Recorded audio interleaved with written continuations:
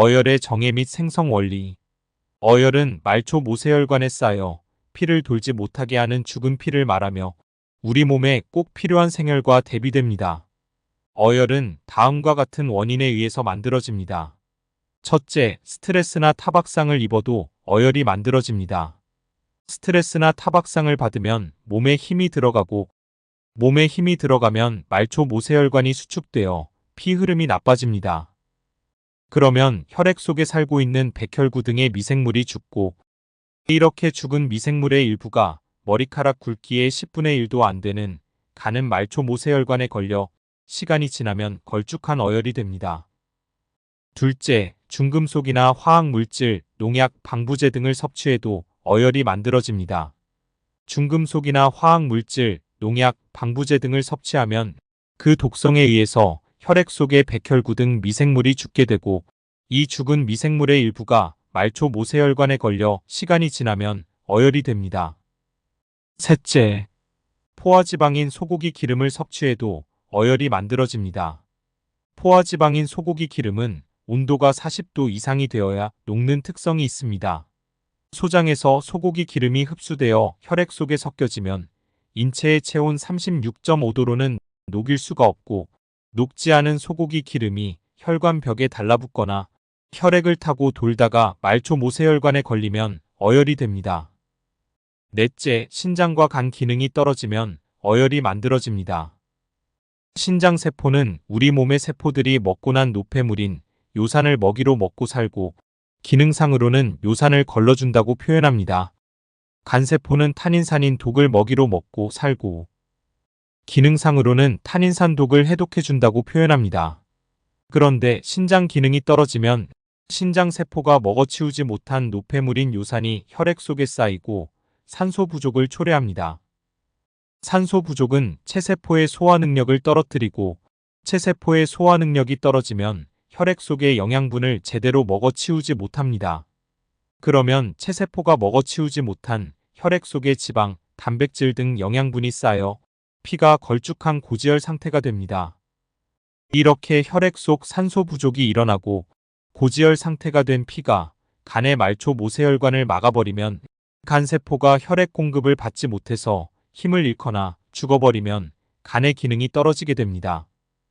그러면 간이 해독하지 못한 독, 즉 간세포가 먹어치우지 못한 시고, 쓰고, 떫고, 아린 맛이 나는 탄인산의 독이 혈액에 쌓이게 되는데 이 탄인산이 혈액 속의 지방, 단백질 성분을 응고시키면 혈전, 피떡이 만들어지고 이 혈전이 말초 모세혈관을 막아버리면 어혈이 만들어집니다. 마치 지방, 단백질 성분의 콩물에 쓴맛이 나는 탄인산인 간수를 부으면 응고되어 두부가 만들어지는 이치와 같습니다. 또 지방, 단백질 성분인 우유에 신맛이 나는 탄인산인 식초를 부으면 응고되어 덩어리를 만들어내는 것도 같은 이치입니다.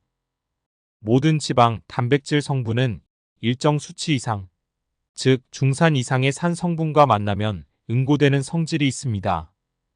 이런 원리에 의해서 신장과 간 기능이 떨어지면 우리 몸속에서 24시간 내내 혈전이 만들어지고 이 혈전이 어혈을 만들어냅니다.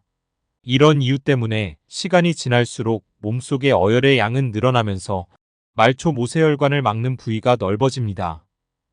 모세혈관을 막는 부위가 넓어지면 장기나 근육, 인대, 신경선, 골세포 등의 혈액 공급이 이루어지지 않기 때문에 각 조직의 기능이 떨어져서 노화가 오고 질병이 오게 됩니다. 일반적으로 자기 몸속의 어혈은 자기의 나이 %만큼의 비율로 쌓여 있다고 보면 됩니다. 예를 들면 나이가 30세라면 어혈은 30%, 생혈은 70%, 나이가 50세라면 어혈은 50%, 생혈은 50%, 나이가 70세라면 어혈은 70%, 생혈은 30%라고 이해하면 됩니다. 즉 나이가 많아질수록 어혈의 양이 늘어나면서 말초 모세혈관이 점점 막혀 들어가고 말초 모세혈관이 막혀 들어간 만큼 각종 장기나 근육, 인대 등의 기능이 떨어져서 노화가 오고 어혈이 우리 몸의 어느 부위를 막았느냐에 따라서 다양한 질병이 만들어집니다.